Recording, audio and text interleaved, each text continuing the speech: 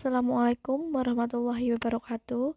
Kami kelompok 3 akan menyampaikan hasil diskusi kami. Topik 2, ruang kolaborasi.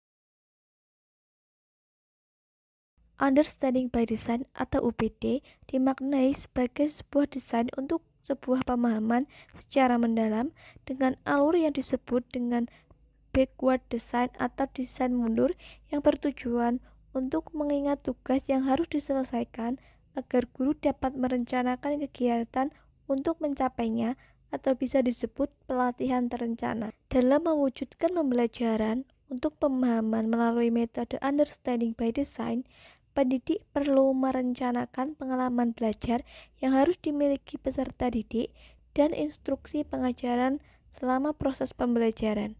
Terdapat 3 tahapan backward design, yaitu identifikasi hasil yang diinginkan, tentukan bukti penilaian, dan merencanakan pembelajaran. Tahap 2, tentukan bukti penilaian.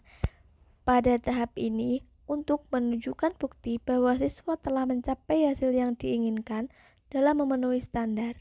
Bagaimana seorang guru menentukan apakah siswa telah mencapai pemahaman yang diinginkan? Dalam mengumpulkan bukti pemahaman, guru harus mempertimbangkan berbagai metode penilaian. Metode tersebut adalah tugas proyek dan bukti lainnya.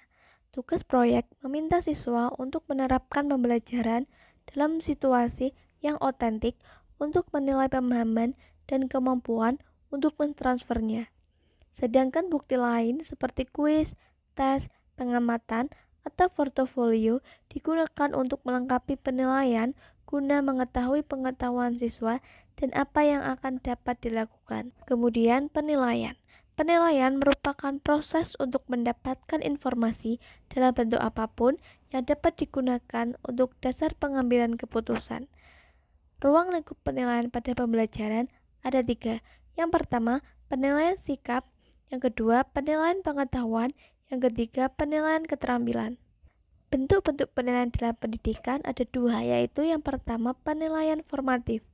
Penilaian formatif merupakan penilaian yang dilakukan dengan tujuan untuk memantau dan memperbaiki proses pembelajaran, serta mengevaluasi pencapaian tujuan pembelajaran. Penilaian formatif dapat dilakukan di awal dan di sepanjang proses pembelajaran. Yang kedua yaitu penilaian sumatif.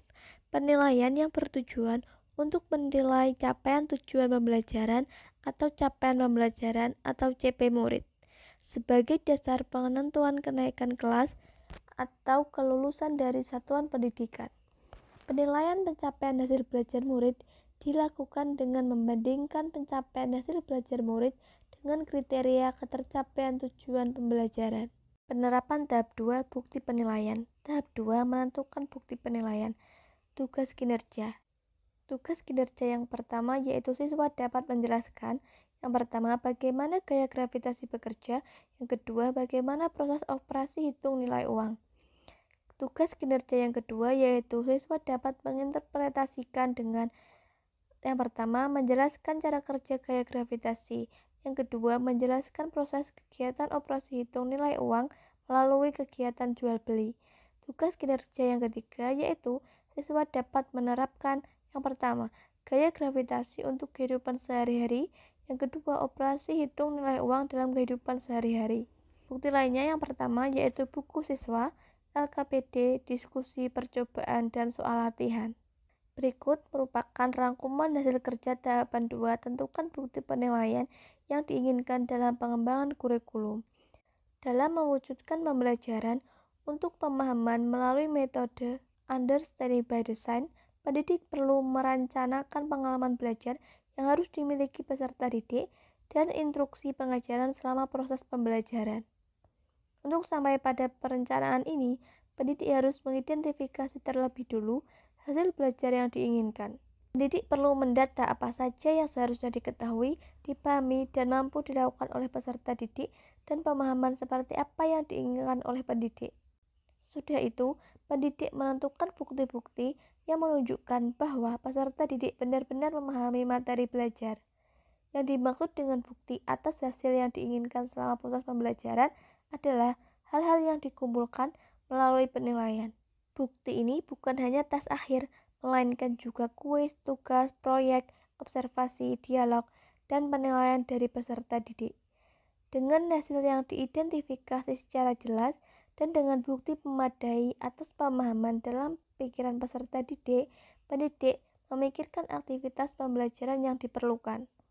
Hal-hal yang menjadi bahan pertimbangan adalah hal-hal yang berkaitan dengan pengetahuan, fakta, konsep, prinsip, dan keterampilan, proses, prosedur, dan strategi yang diperlukan peserta didik untuk mencapai hasil yang diinginkan. Sekian penyampaian hasil diskusi kami. Mohon maaf apabila ada salah dan kekurangan. Kami ucapkan terima kasih. Wassalamualaikum warahmatullahi wabarakatuh.